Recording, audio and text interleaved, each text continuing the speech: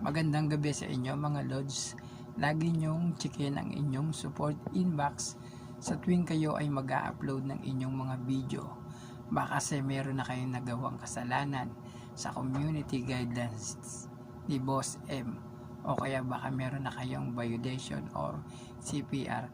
Tara guys, ipapakita ko sa inyo. At guys, ito ang report about others. Kung meron sa yung nag-report dahil hindi nagandahan sa content mo o kaya nabastusan sa pinost mo, yan may magre-report sa iyo yan guys.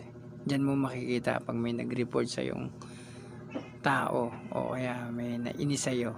Diyan mo makikita yan guys. Tapos yung your alerts yan guys.